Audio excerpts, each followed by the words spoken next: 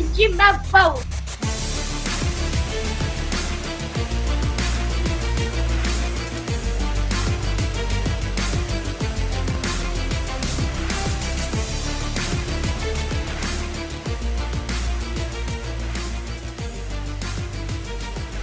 Court is in session with Ryan in Sacktown on If You Don't Like That.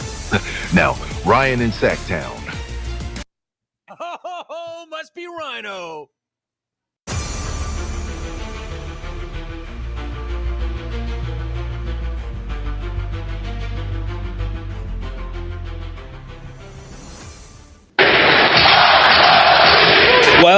Game night in the association, none more important than the one being played in Sacktown against the ailing Knicks. We do have some injury updates, one you're probably aware of, one you might not be aware of, and an abrasive. Doug Christie took the podium just a few minutes ago. I love what I'm hearing. These guys know it's going to be an uphill battle. This is a difficult game, even without Jalen Brunson. Some classify it as a schedule loss, like my partner about an hour ago. I'm not going to call it a schedule loss, but the Kings are definitely going to have to bring their best tonight and meet the Knicks at their level of physicality. There is one key to the game. There is one drastic difference between these two teams that we'll point out. We've got a lot of show for you. We'll get you ready for it. Kings-Knicks. NBA TV, by the way. Make sure you're prepared for that. Pregame show starts right now on If You Don't Like That.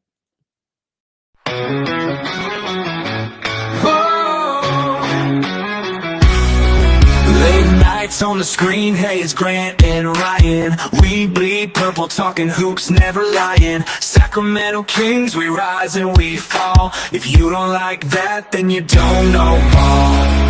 Jerry sitting with the stories of the game, spilling all the truth, driving legends insane. From the Cow Palace days to Arco's roar, this town's heart beats on the hardwood floor. If you don't like that, turn away. Let's get it, y'all. Welcome in, Ryan in Sacktown with you. Yeah, we're over that guy. In fact, I think we're going to need a big effort from this guy tonight. Okay. Mr. Murray, hopefully he comes out aggressive. The Kings come out aggressive. If you're at the game, go into the game. Pick these guys up tonight, G1C. The message to the team tonight in the locker room from Doug Christie. Very interesting one. He puts these little messages up, just little abbreviations. I'll see if you guys can decode it. Sean Cunningham has put the same question out there. The thing on the board is Z-E, the two letters, Z-E. Any guesses? What do you think it's going to be? Flores, first in here. What's up, man? How you doing? Kings are the underdog tonight. Hey, the Knicks have lost 3 games in a row coming into tonight. They are rested. That definitely is something the Kings are not. They played heavy minutes last night. Doug Christie actually, as I said, talked just a few minutes ago. We're going to go to him. But here's what I want to get at. Jake LaRavia, he is not going to be playing tonight. No Jake LaRavia, unfortunately for the Kings. Right knee soreness. That popped up about mid-afternoonish, about 1-2 o'clock. Doug talks about it in a second. We'll get to that. Malik Monk, though, makes his return for the Kings. Sabonis, as you know, he is out, but he is getting closer and closer. He will be reevaluated tomorrow. Yes, would appreciate it. Some thumbs up would be much appreciated. We've got a ton of coverage coming your way. It's our 3rd show of the day on the channel. Thank you if you've been with us for all of them. The next, probably the most fun, because Jerry Reynolds is involved, halftime, right here on the channel. Come back. We'll talk about the first half, get your predictions for the second half. I'll see if Jerry and I will try. We'll see if we can try not to copycat each other on the scores tonight. And then post-game, obviously, bring it, calls. Hey, it's a back-to-back for you fans, too. I got respect for each and every one of you that ride with this team, that were just watching this team 24 hours ago, that were just punched in the gut, but excited for, another opportunity, another bite at the apple for the Kings. Speaking of Doug, let's listen to what he had to say. This was about 30 minutes ago at the podium before tonight's game. Hey, Doug, a couple of quick ones. Number one, do you have any update on Jake, whether he's going to be able to go tonight or not? Yeah. But as of now, he's out. Okay. Secondly, last night, rough game. Just where are you guys at coming back from such a tough loss at the end and, physically extending yourself, flying back home and all that stuff? It hurts, man. I mean, but this is what this league does. It's painful. A lot of different things happen, and you gotta, it's not for the, faint of heart. You gotta bring it. And that's what I expect them to do tonight. I don't see why, it's a back-to-back, everyone plays it and no one cares. So it's not like we're the only ones that have back-to-backs and overtime games and last second left hand cross the lane over a 7-footer buzzer beaters, with 2 bounces on the hoop. Pretty solid. No sarcasm there. I know you talked before about it. It's not about individual defenders. It's about the team defense. Specifically, what have you seen over the last handful of games where the team has really grown and bonded on that end of the floor? I would say probably the communication has been a big area. Also the consistency. There's some breakdowns. We're going to face some breakdowns, but the consistent level of physicality and making sure that they feel us on the defensive end, the activity has been there. But probably the communication, like I'm seeing them communicate in ways that I hadn't seen them communicate before. The physicality is there in ways that I really want to see. Even the multiple efforts, making sure that you can test, some get away from you, and that's just part of the game. It's whoever makes the least amount of mistakes. So it's not like we're going to be perfect. But when I go back and I watch the tape, I like what I see from the way that they're approaching defensively. Yeah. Along those same lines. Oh my guy. Along the same lines, do you think this group is getting to a point where, on a night-in, night-out basis, they kind of expect for them to compete at a high level defensively, which maybe wasn't true earlier on in the year? I see what you're doing there, man. That's terrible. Listen, there's a level of competition that I expect. Period. It's just how I get down. So I'm not going to say what was there and what wasn't there. It's what I'm going to expect and what they have been willing to give up, and that's. I love them for that, and that's just how we're gonna rock. When you come up in here, you know that you're about to get touched on, and whatever happens from there happens. So, I see what you're doing, man. So that's Doug Christie at the podium, not having it. I like it. Feisty. I like it.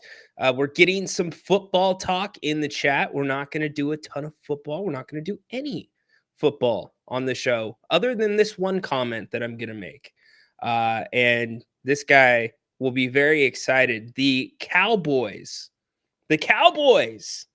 who should be active, they re-signed their long snapper. 3 years. I'm sure our next caller is super pumped up about that. 3 years for the long snapper. How about them Cowboys? Yeah! Let's go to John Finch picking us up tonight. What's up, Finchy? Ryan, you're killing me, brother. Cowboys talk. It's Kings I know, night. but when you my long snapper. Your long but hey, snapper. you want to get into Cowboys a little bit? No, I don't. If the big thing we do is get a long snapper, well, I guess so be it, man. I got to zing you. I hopefully he takes a quarter of Dak's money. Exactly. I don't know what to say about that. Man, Doug's a smart guy, and he's got balls too. And his sarcasm, he thinks people don't get it, and which is funny because a lot of people don't get it, but you obviously do. I get it. I've spoke to the guy a lot of times. Grant understands it as well. And the more he's the head coach, the more he's talking to everybody else, and everybody else will understand his sense of humor because he's funny and he's smart, but not everybody gets it the first time. That's all. No, for sure. Every coach has their own little language that you have to read between. Doug's is actually pretty fun. That's true. Well, hey, every player too Yeah, does for sure. also, and Doug's seen lots of players, lots of coaches throughout his career, and lots of broadcasters throughout his career. I mean, look, his wife is on TV all the time. You've seen cameraman long before he was doing the show, with Grant on the radio, or before he was even an assistant coach and now head Yep. coach. So he's got a lot of he's whatever 52 years old or something like that, but he's got a lot of a longevity. He's learned a lot in the things that he's done in his career and the people that he's met. No doubt. So, I still trust him. I'm still kind of pissed about him not backing up Grant, but as time goes by, man, he didn't, I don't think he did it intentionally. I'll just leave that at that. A couple of people hopped in already. Flores saying, "What am I barbecuing?" Well, I got New York's. I got a bunch of asparagus, some onions going. I'm not screwing around. I'm not lying about it. I mean, do you just have an agreement with the produce manager at your store where they just order you a box of asparagus for the week? Well, they see me coming. I don't know if they do that on purpose, Ryan, but they see me coming. It's not only asparagus. It's potatoes, onions, asparagus, broccoli. Those are my and salad. A lot of times I'll just go easy and get the bags of salad, but the beef guys, the butchers, they know me pretty well too. Okay. Very cool. Let me show you these. Okay. We're cooking with Finch right now. Couple big fat New Yorks coming up. You see that thing? That's going to be so freaking delicious here in about 40 minutes. Good stuff. What are you expecting tonight for the? And I got a bunch of chicken. Are you cooking for 50 people? I was going to say I got a bunch of chicken. You cooking for again, 50 people? No, I was just going to tell you though. Those New Yorks, those are for me and my wife. But I'm cooking a whole bunch of chicken thighs because I bring them to work for my son and I all week long, and they are some of the most delicious good things. Stuff. And Grant's all, "Oh God, come on, John, you're cooking chicken? What are you doing that for?" Well, I can't eat beef every night. I could perhaps, but my longevity probably wouldn't be what I've hoped for. Yeah, well, whatever you're doing it right. That's where we're going. Good stuff. Any predictions for tonight? Any thoughts on the game? Well, yeah, thoughts. I'm sorry Larabia's out. I love the way he plays, and that's why Doug likes him so much. But I will trade trade Malik Monk for Larabia. I'd rather have Monk than Larabia any day of the week. But Monk's been out a little bit, and sometimes it takes guys a little bit of time to shake the rust off. But the way he plays, man, it's not going to be. It won't take him long, is what I think. And he's only missed, a week, 2 or 3 games, about a week. So, all right. I expect Monk to play well, and I'd rather have Monk than Larabia, even though I'm not down on Larabia. Yeah, he played a lot of minutes last time. I want him here for a long time. Yeah, he did. And he did, and, to that effect, he found out he's got a little bruise today, an injury today. So him taking it off, I guess I'm all right with it. Last night, though, man, that was freaking painful. We could have won it in regulation and just overtime. Kawhi Leonard is really good, in case nobody's heard about that guy. That guy's pretty good. Pretty good play. So to lose it to him is one thing. At least we weren't losing it to some joker who's never freaking seen the floor before. And the Kings had the play very well defended. Extremely well defended. I get Doug wanted Keon to maybe go on the weak side. That would have had its own inherent risk. Kawhi sees the floor really well, and you'd be leaving Harden. So yada, yada, yada. It is what it is. We're here tonight. Yeah, I saw that too. Doug may have wanted that, but the players realized on the court too, what you want isn't always what you get. And they did a damn good job at it. Kawhi's just really good. He's so slippery and sneaky down there, getting off a left-hander in the paint. Reminds me of Joker, but, half the size, just the way he got that contorted shot off. It was fun to watch, but man, heartbreaking, I think was the word, and a little disappointing, but heartbreaking. But hey, man, that, there's only one game. This is why we play them all. Just because we lost that one game doesn't mean we're not going to play the next one. Why we play them all. All right, brother, you go cook. Appreciate the contribution. Hey. Thanks, brother. Hey, Flores asked. I wanted to show Flores. This is what I'm cooking for dinner. Good job, later, Johnny. buddy. Good job. I am very, very proud of David for identifying this. It's a hell of a sound clip. It really is. And if you watch the video, it comes out of nowhere. It's such a good cry. I'm glad y'all are familiar with that one. See, I started my show earlier with it. We needed a good cry. We just had to get it out of our system and move on to where we're at tonight. And that is the Kings and the New York Knickerbockers. All right. So I teased you at the beginning and I said there is one aspect of this game that I think is going to determine who is ultimately going to win. And it's as simple as this. Yes, physicality is given. We know that with a Tom Thibodeau team. We know New York likes to play ultra physical. We know that it sometimes changes the whistle, more stuff gets gone. But here's the big key. And this is the big ask of the Kings, because you are on the second night of a back-to-back, as many of you has pointed out. I have pointed out the Knicks do not like pace. They are 25th in the NBA in pace. The Kings want to play with pace. Now, when the Kings start slowing down, we've seen it in a couple of games lately. Denver in the second half. We saw it last night in LA, and they are not running the ball around the horn. They are not sharing the basketball. They're not getting everybody looks and making the defense have to think about guarding every player on the floor. That slows the pace down. So whose will is it going to be tonight? Is it going to be the Knicks? Is it going to be a slow pace game? Are the Kings going to feed into that? If it is, I don't like the chances. If it's not, and the Kings can find some legs, Malik Monk, fresh legs, can he help push the pace? Can he find his shot, his offense that's been a little bit missing since the trade because he's been asked to administrate, facilitate so much? That is the big thing I am watching tonight, because when the Kings play that five-man basketball, they're dangerous. They are. They are difficult, and that usually means defense is also turning to offense. Earlier, we talked about communication on the 2 o'clock show.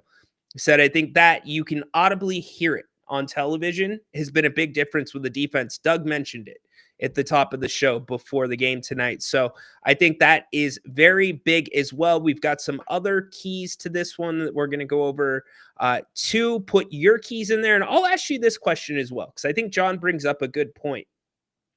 Would you rather have Malik Monk for this game, or would you rather have Jake LaRavia just for this game, in this game alone? And think about the Knicks front line. You've got to deal with Anunoby. You've got to deal with Bridges. You've got to deal with Towns. Staying out of foul trouble is going to be very important for the Kings as well. So I don't know. I think it's a fair question. I think it's fair. Where do you come out on that? It seems like it would be obvious. I don't think it really is. This was Keegan Murray after last night's game. We'll start rolling through some of the Knicks stats and talking about those here in just one sec. Keegs speaks to the importance of not slowing down on the offensive end. The ball over a lot, had a lot of good positives, I think. What do you guys kind of take from this one? I think the common theme in the two of those losses we had, we're controlling the game, and then let it slip late in the fourth. So we're putting ourselves in good positions. We have to be able to finish games at this point. Are you guys happy with the ball movement at the end of these games? Yeah, I think we're getting different looks, which is something that we weren't doing earlier in the year. So I feel like a lot of guys are getting a better feel for each other in those certain moments, and where I feel like we're making good plays, especially on the offensive end. And on the defensive end, what do you guys think is working right now for you guys? Obviously, the loss, but holding a good team to not a lot of points again, kind of been the trend for the last couple of weeks. Individual defense, starting with the point of attack. So Keon was really good tonight. Jake's been really good. Just the point of attack, and then I feel like we're doing a good job of helping one another. When someone gets beat, I feel like there's another guy there most of the time. And with good defenses, that's what you have to have.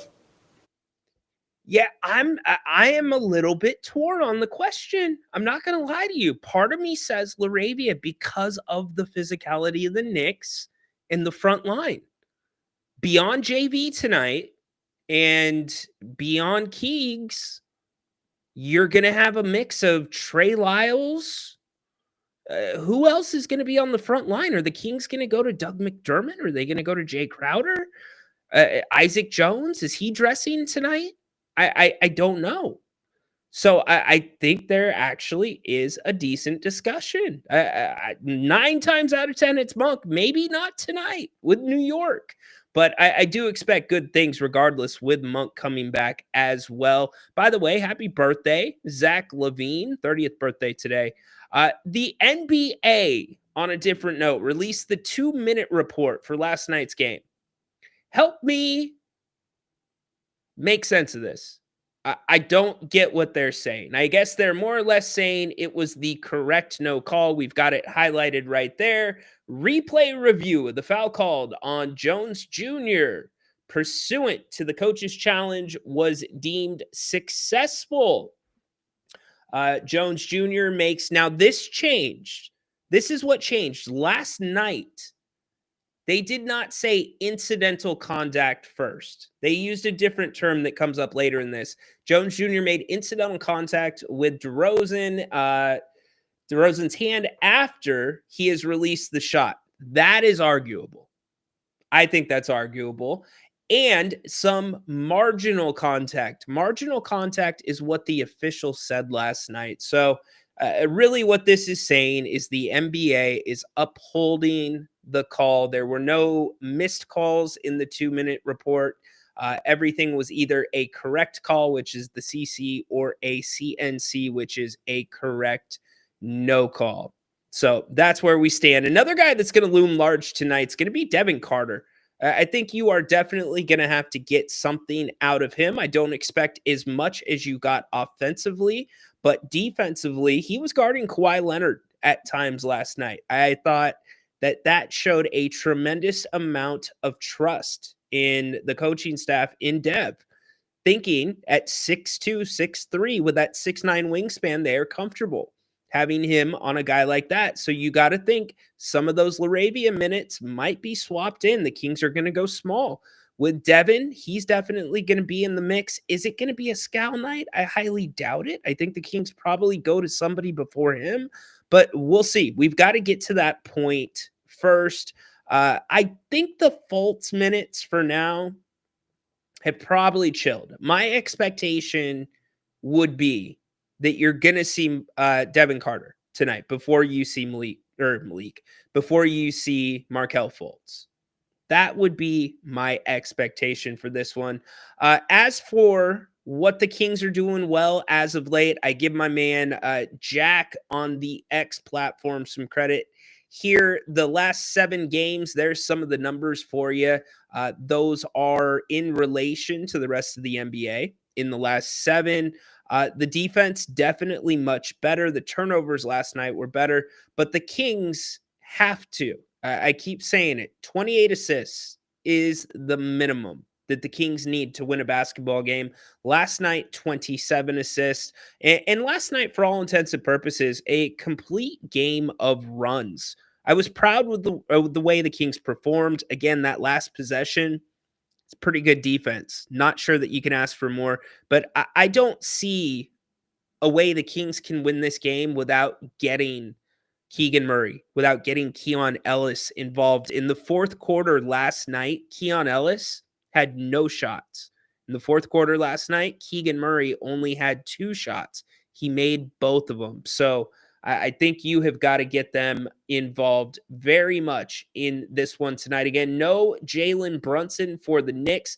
Knicks losers of their last 3 coming into this one. They're on a couple days of rest, so they will be ready to go. You'll be taking their best shot, no doubt about it. And the question becomes, what Kings team can show up tonight coming off of a travel at Los Angeles? Not that far, but again, you had some heavy minutes from some of your starters last night. And hopefully Zach LaVine can ring in a happy 30th birthday by lighting the beam tonight. 44 minutes for DeMar DeRozan last night. Keegan, 47, 42 for Valanciunas, 44 for LaVine, and only 31. Interesting enough for Keon Ellis. A rundown really quick of the scoreboard tonight in the NBA. Some games we are paying attention to. Currently, the Rockets up 12 on the Magic. That one in the fourth quarter.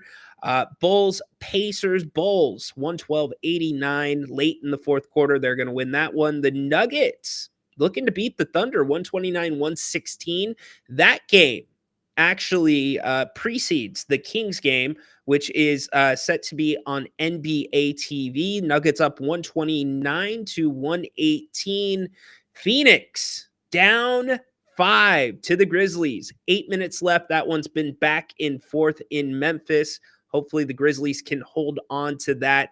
The Mavs, they are losing by 3 to the Spurs in the third quarter. High scoring affair there, 95-92. Trailblazers, Warriors just getting underway, and Kings, Mavs round out the Western Conference. Oh, actually, the Lakers. That's a good one. They lost tonight as well. 111-108 to the Brooklyn Nets.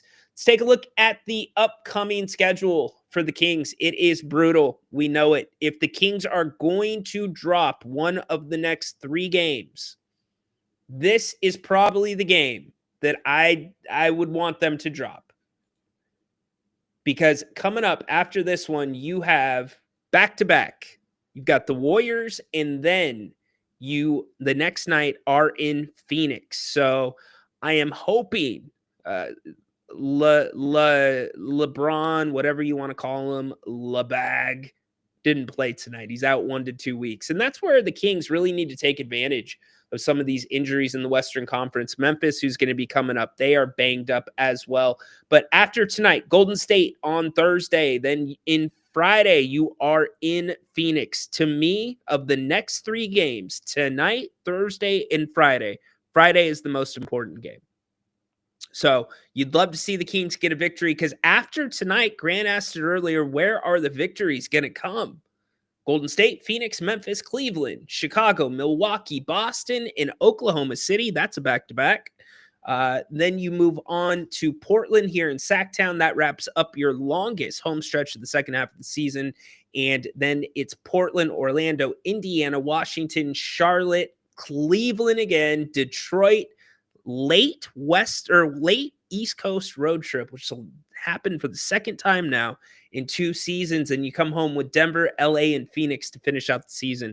So you can see opportunities are getting scarce as we look at the Western Conference. That's where it stands right now.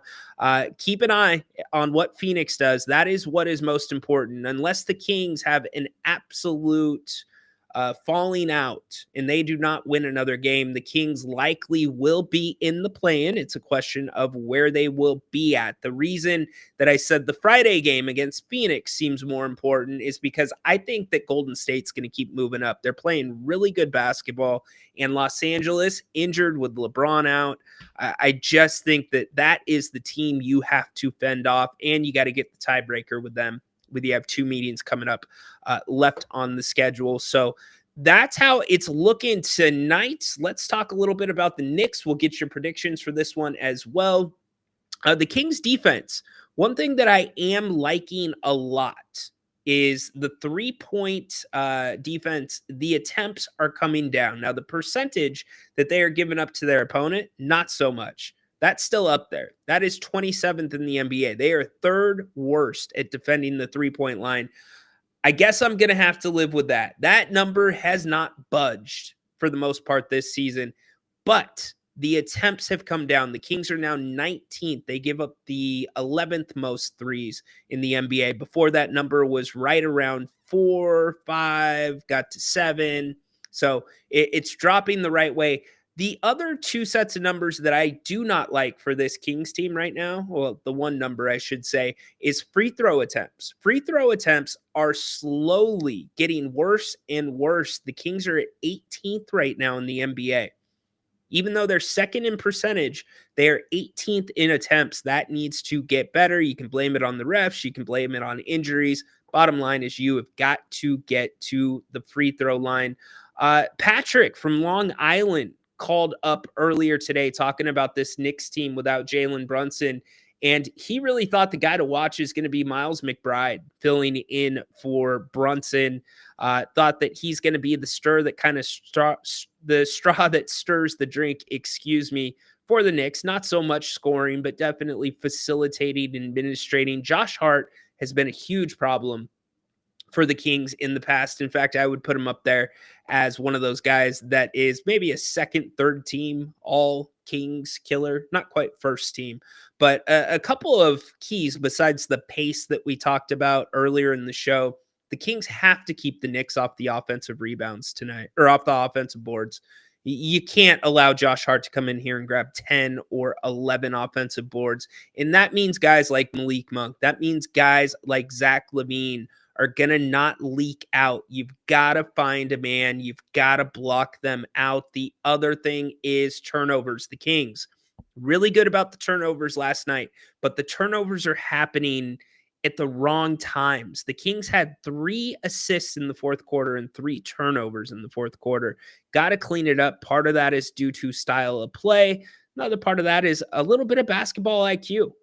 We've had the conversation around Zach LaVine. I am at the point with Zach where I don't even want him to look to distribute. I just want him to score. Just think about himself, because he's good a couple of nights or a couple of times a game for a pass that gets deflected, or one that you know that's not going to get through and gets turned over when he's passing up good shots. And speaking of good shots, the Kings, if you're open, shoot the damn ball. Shoot the ball. Keon Ellis, that goes for him. I do love how Keegan Murray has been playing as of late on both sides of the ball. Look for him to need to have a big night tonight in order for this Kings team to beat the Knicks. So those are some of the keys that I am looking at. What are you looking at tonight? Let's get back to the chat. Assists as a team, 28. The Kings, in the fourth quarter, they only had 3 assists as a team last night. 3 assists. So that's got to be much better.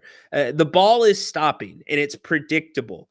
And when you do that, the defense hones in. They're not thinking about a cutting Keon Ellis. They're not thinking about a cutting Keegan Murray. They know the ball's not going to get thrown there. So that's why the Kings need to keep them honest all night and keep the ball moving. Kings just flat out, there's no stat that I can point to. These are the invisible stats sometimes that people mention, but the more that the ball moves, the better the Kings play.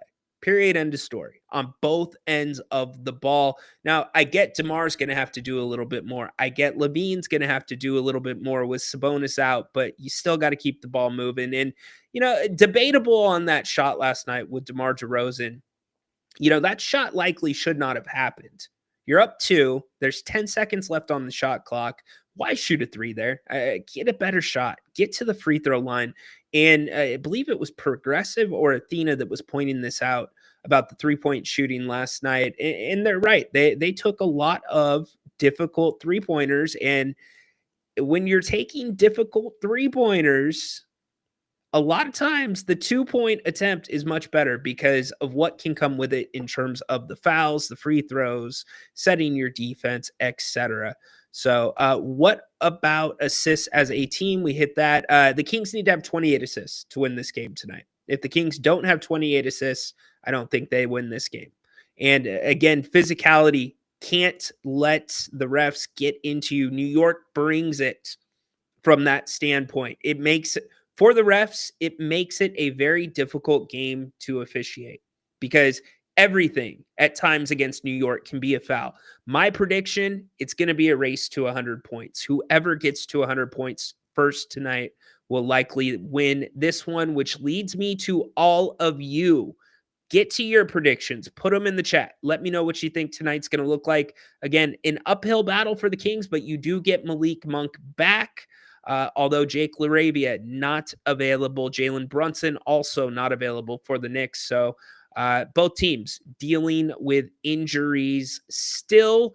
Don't forget as well, appreciate you being here. Third show of the day. We got the fourth one coming up here in just about 45 minutes, about an hour, actually. Let's be real. Hour away. Jerry Reynolds joins us at the half. Hopefully you can join us as well. We'll be right here on the channel. And, Jerry, it's always just a great time having him around. And we'll get you ready, get you our final scores, and send you out for the second half. And then don't forget the post-game show. After the game, we'll be taking your calls. Great calls as of late. Appreciate all the contributions. We'll be talking about what's next. Again, this is not a season breaker if you drop this one. I think the Kings, and according to Vegas, this is a game. A lot of people think they are going to drop. Not the end of the world. I want every win. Don't get me wrong. But the next two, I feel, are much more important in Golden State and Phoenix, with Phoenix being the most important of those two. So give me your final scores, and we will get out of here. We will send you out to the game. Finchy, 111, 107.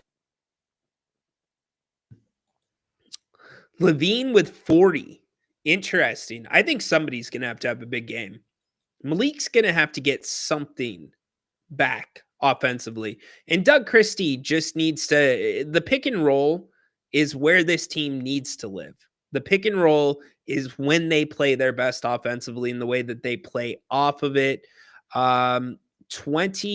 BJ's going with number 29 and less than 8. Yeah, if you turn the ball over against this New York team, it's not a if you're going to pay for it, it's when and how you're going to pay for it. New York will get out and just punish you with the points off of turnovers. So you got to be smart with it tonight. Patrick did point out, because Patrick's from Long Island and watches a ton of Knicks basketball, that the Knicks have had trouble with Zach LaVine as of late. You know, Cat is one of those guys too that I look at, and I think you got to try to drive him off the three-point line a little bit tonight. But can Zach get it cooking on his birthday? Stan, 113, 117. Kings run out of gas. Hey, look, I will point this game out. It was at the beginning of Doug Christie's tenure as interim head coach. The Kings, I believe, had no, it was not an overtime game, but they had a game where the starters played heavy minutes, flew home, played a rested Miami team that went to double overtime, and the Kings actually were the ones that ran Miami off the court in the overtime period. So anything's possible. The front line, I can't overemphasize this enough. The front line for the Kings tonight cannot get in foul trouble. You just can't. It can't happen. 117, 107. Speaking of Patrick, one of the Kings' all-time greats, slamming Sam Lacey. Watched him in you guys are having your own conversations. All right, fair enough. Why are the Kings only 1.5? Because of last night and injuries. The Knicks are rested, and they've lost 3 games in a row. This is Grant said it on his 5 o'clock show. I did not say it on my 2 o'clock show because I don't like the term. But Vegas, the NBA, they look at this as a schedule loss. I'm not saying Doug Christie looks at it that way, but a lot of people that have to do with lines, that are line makers, that are betting, if you don't know how the Kings are playing and you don't know much about them, but you go down the schedule and you say, oh, Los Angeles the night before, New York here, then you go to New York's schedule. Oh, New York hasn't played for 3 days. There's your line. That's where the line starts. And then you start considering who's in, who's out. Furious 120 to 116. BJ going Sucktown. Love it, dude. Give me some. Beam 111, 101. Flores, New York 114, 106. Don't be afraid to put New York in. I ain't gonna get mad at you. I understand. 198. Lau says New York. Cody 117, 106. I will say this: if the Kings win this game, it will be a great win. Any way you win this game with no Sabonis, it is a great win for sure. Dab getting action on the adjusted line. He's going 5.5. Dang, Dab. That's terrible. Betting against your team, Dab? Oh, you're getting extra points for your team. All right. Fair enough. All right. We're going to get you out. Enjoy the game. Remember, this is an NBA TV game, so I'm not sure if it's also on Comcast, how that works with your providers. Just keep it in mind. Don't panic if you go to your normal station and it is not there. Looking forward to having you back here at the half. Appreciate you being here. Give us a big thumbs up. Grant, Jerry, will be with excuse me. Can't stop. We can't end the show. John is changing his pick. Think the Kings blow them out? All right, John. I like bold predictions. I like it. Stan's been entrenching himself all show. I've been a fan since 89. I love it, Stan. Loud and proud, my friend. Loud and proud. Hey, I appreciate each and every one of you. Thanks for being here and taking the time to spend 45 minutes with me getting ready for this one. And please, if you wouldn't mind, come back. Grant, Jerry with us at the half. Hopefully, we are talking about a competitive half. Remember, pace, pace, pace. Who is going to basically enforce their will? Is it going to be the Knicks or is it going to be the Kings? It's going to be physical either way. So who decides the pace of this one? Turnovers big. Keep the Knicks off of the offensive boards. Cannot let them get to the offensive boards. And your bigs have to stay out of foul trouble, including Keegan Murray. That's it for here. Light the damn beam. Go Kings. We will see you at the half with the one and only Mr. Jim Bob Bowley. Holy moly, Jim Bob Bowley. Jerry Reynolds. So long. Enjoy the first half.